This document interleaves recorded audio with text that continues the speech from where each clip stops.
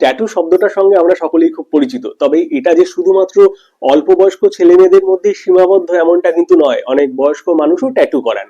অনেকে নিজের মা বাবার নাম, নিজের ছেলে মেয়ের নাম, আবার বিশেষ কোনো প্রিয়জনের নাম বা বিশ্বাসের জন্য বিভিন্ন সাংকেতিক চিহ্ন শরীরের বিভিন্ন অংশে তারা খোদাই করেন।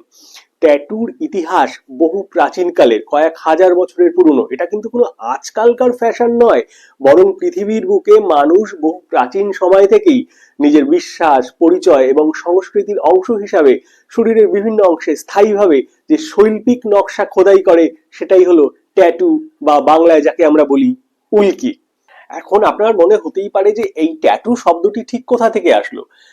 1800 শতাব্দীতে যখন জেমস কুক তাহিতি দ্বীপে পৌঁছলেন, তখন তিনি সেখানে পলিনেশীয়দের শরীরে এই বিশেষ ধরনের শৈল্পিক নিদর্শন লক্ষ্য করলেন।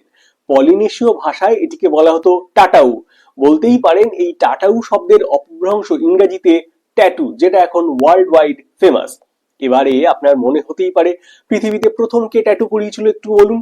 দেখুন, এই টাইম লাইনটা এক্স্যাক্টলি বলা সম্ভব নয়, তবে যতটা জানা গেছে, ওডজি দ্য আইসম্যান নামক একটি প্রাকৃতিক মমি, যেটা 1991 সালে আল্পস পর্বতে খনন কার্যের দরুন পাওয়া যায়, সেটি হচ্ছে সবচেয়ে পুরনো ট্যাটু ওয়ালা মমি বা ট্যাটুর নিদর্শন। বলা হচ্ছে এটি নাকি 5300 বছরের পুরনো, এবং এই মমির শরীরে প্রায় 61 রকমের ট্যাটু দেখতে পাওয়া যায়, রেখা এবং বিন্দু আকারে। গবেষকদের মতে চিকিৎসার প্রয়োজনে হয়তোবা এই ধরনের ট্যাটু বানানো হয়ে থাকতে পারে, যেমন অনেকটা আকুপাংচারে করা হয়। পৃথিবীর ইতিহাসে এই ট্যাটু সংক্রান্ত তথ্য যদি লক্ষ্য করা যায়, তাহলে দেখা যাবে বিভিন্ন সময় বিভিন্ন প্রান্তের মানুষ বিভিন্ন কারণে তাদের গায়ে উল্কি আঁকতেন। যেমন মিশরের ইতিহাস যদি আপনি লক্ষ্য করেন, সেখানে দেখবেন যে প্রাচীন মিশরে মানে 4000 বছরেরও পুরনো মমির শরীরে ট্যাটু দেখতে পাওয়া যায়। বিশেষ করে নারীদের শরীরে এই ট্যাটু তাদের সুরক্ষা এবং প্রজননের প্রতীক হিসাবে তারা মনে করত। আবার নিউজিল্যান্ডের মাওরি উপজাতিদের শরীরে, বিশেষ করে তাদের মুখমণ্ডলে ট্যাটু বানানো কিন্তু খুবই গুরুত্বপূর্ণ বিষয় ছিল, কারণ তাদের ক্ষেত্রে এটি ছিল বংশমর্যাদা, বীরত্ব এবং সামাজিক অবস্থানের প্রতীক। তারা এটিকে বলতো টা মোকো। আবার জাপানে কিন্তু ট্যাটুর একটা দীর্ঘ ইতিহাস আছে। প্রথমেই বলি, জাপানে ট্যাটুকে বলা হতো ইরেজুমি।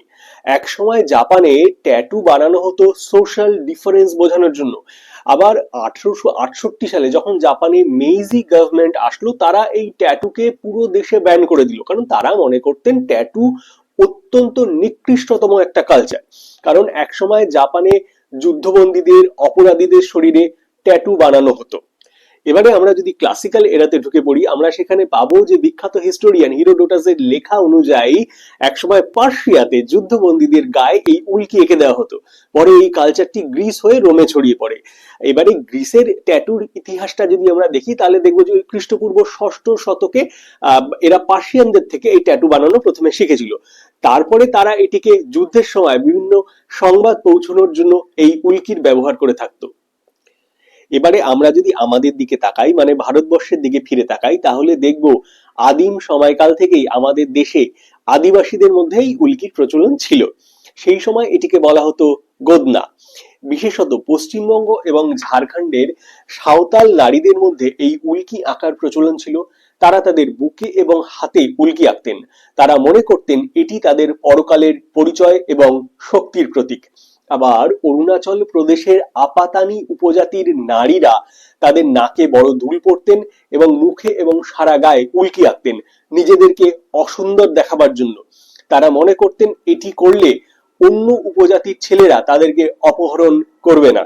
আবার মধ্যপ্রদেশ এবং গুজরাটের উপজাতি রাবাড়ি এবং গোন্ডের দিকে আপনি যদি তাকান, তাহলে আপনি দেখতে পাবেন এরা তাদের সারা শরীরে উল্কি আঁকতো তারা রোগের হাত থেকে নিরাময়ের জন্য। এটি তাদের একটি কুসংস্কার ছিল। তারা মনে করতো সারা গায়ে উল্কি আঁকলে তারা বোধহয় রোগ ভোগের হাত থেকে মুক্তি পাবেন। এবারে আপনারা জানতে চাইতেই পারেন পুরোনো সময় ট্যাটু কিভাবে বানানো হতো, কারণ পুরোনো সময় ডেফিনেটলি এখনকার দিনের মতো কোনো ইলেকট্রনিক যন্ত্রপাতি ছিল না।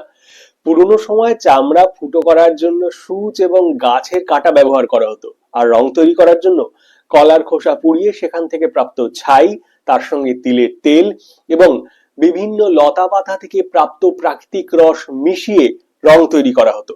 এখনকার দিনে সবকটা শপিং মলই একটি বা দুটি করে ট্যাটু পার্লার আছে। পুরোনো দিনে এসব কিছুই ছিল না। তখনও কিন্তু ছিল উল্কি শিল্পী, যারা গ্রামে গ্রামে ঘুরে মানুষের হাতে বা গায়ে উল্কি এঁকে দিতেন। এদেরকে বলা হতো বেদে বা খুদনি। খেলাটা পুরো ঘুরে গেল 1891 সালে, যখন থমাস এডিসনের ডিজাইনটাকে অ্যাডাপ্ট করে মিস্টার স্যামুয়েল ওরাইলি তৈরি করে ফেললেন প্রথম ইলেকট্রনিক ট্যাটু বানাবার মেশিন।